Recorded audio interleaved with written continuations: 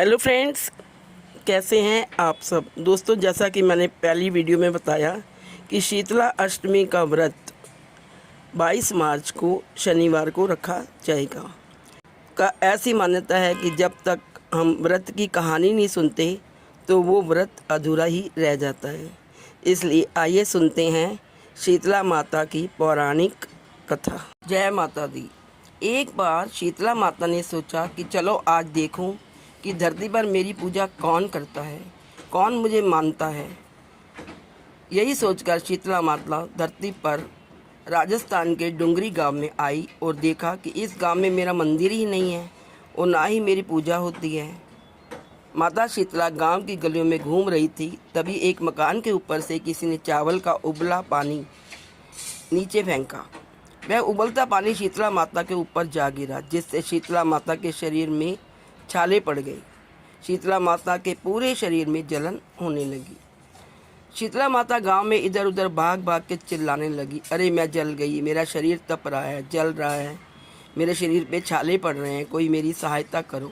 लेकिन उस गांव में किसी ने शीतला माता की सहायता नहीं की।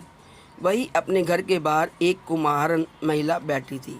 उस कुम्हारन ने देखा कि अरे यह बूढ़ी माई तो बहुत जल गई है, इसके पूरे शरीर में तपन है, इसके पूरे शरीर में फफोले पड़ गए हैं, ये तपन सहन नहीं कर पा रही है। तब उस कुमारन ने कहा, हे माई तू यहाँ आकर बैठ जा, मैं तेरे शरीर के ऊपर ठंडा पानी डालती हूँ। कुमारन ने उस बूढ़ी माई पर खूब ठंडा पानी डाला और बोली, हे माँ, मेरे घर में रात की बनी हुई राबड़ी रखी है, थोड़ा दही भी है, तू दही राबड़ी खा ले। जब बूढ़ी माई ने ठंडी ज्वार के आटे की राबड़ी और दही खाया तो उसके शरीर को ठंडक मिली। तब उस कुमारन ने कहा, आ माँ बैठ जा, तेरे सिर के बाल बहुत बिखरे हैं, ला मैं तेरी चोटी गूंथ देती हूँ। और कुमारन माई की चोटी गूंथने हेतु कंघी बालों में करती रही। अचानक कुमारन की नज़र उस बूढ़ी माई के सिर के पीछे पड़ी तो कुमारन ने देखा कि एक आंख बालों के अंदर छुपी है। यह देखकर वह कुमारन डर के मारे घबरा कर भागने लगी। तभी उस बूढ़ी माई ने कहा, रुक जा बेटी, तू डर मत, मैं कोई भूत प्रेत नहीं हूँ, मैं शीतला देवी हूँ। मैं तो इस धरती पर देखने आई थी कि कौन मुझे मानता है, कौन मेरी पूजा करता है। इतना कहकर माता 4 भुजा वाली हीरे जवाहरात के आभूषण पहनी, सिर पर स्वर्ण मुकुट धारण किए अपने असली रूप में प्रकट हो गई।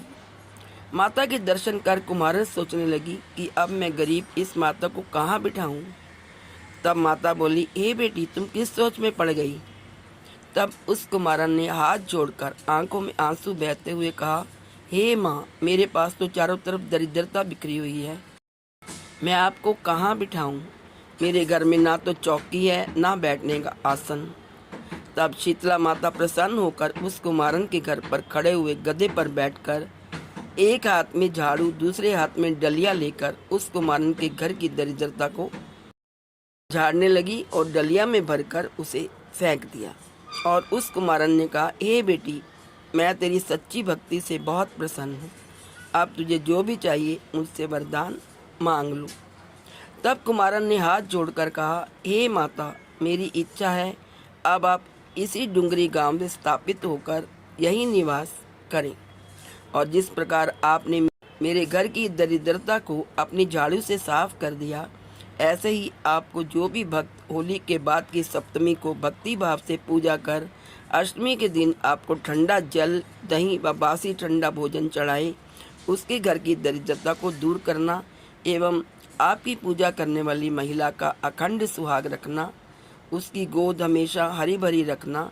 साथ ही जो पुरुष शीतला अष्टमी को नाई के यहाँ बाल ना कटवाई, धोबी को कपड़े धुलने ना और पुरुष भी आप पर ठंडा जल चढ़ाकर, नारियल फूल चढ़ाकर परिवार सहित ठंडा बासी भोजन करे, उसके काम धंधे व्यापार में कभी दरिद्रता ना आए। तब माता बोली, तथास्तु, हे बेटी, जो तूने वरदान मांगे हैं मैं सब तुझे देती हूँ। तुझे आशीर्वाद देती हूँ कि मेरी पूजा का मुख्य अधिकार इस धरती पर सिर्फ कुमार जाति का ही होगा। तभी उसी दिन से डुगरी गांव में शीतला माता स्थापित हो गई और उसका नाम हो गया शील की डुंगरी। शील की डुंगरी भारत का एकमात्र मुख्य मंदिर है। शीतला सप्तमी के दिन यहाँ बहुत विशाल मेला लगता है। शीतला माता की जय। दोस्तों, ये तो थी बसौड़ा की पौराणिक कथा। इसकी एक और कहानी है, आइए वो भी सुनते हैं। एक कथा के अनुसार एक दिन बूढ़ी औरत और उसकी 2 बहुएं ने शीतला माता का व्रत रखा। एक और कथा के अनुसार एक दिन बूढ़ी औरत और उसकी 2 बहुएं ने शीतला माता का व्रत रखा। मान्यता के मुताबिक अष्टमी के दिन बासी चावल माता शीतला को चढ़ाए व खाए जाते हैं, लेकिन दोनों बहुएं ने सुबह ताज़ा खाना बना लिया क्योंकि हाल ही में दोनों की संतानी हुई थी। इस वजह से दोनों को डर था कि बासी खाना उन्हें नुकसान ना पहुंचाए। सास को ताज़े खाने के बारे में पता चला तो उसने नाराज़गी जाहिर की। कुछ समय बाद पता चला कि दोनों बहुओं की संतानें मृत्यु को प्राप्त हो गई हैं। इस बात को जानकर सास ने दोनों बहुओं को घर से बाहर निकाल दिया।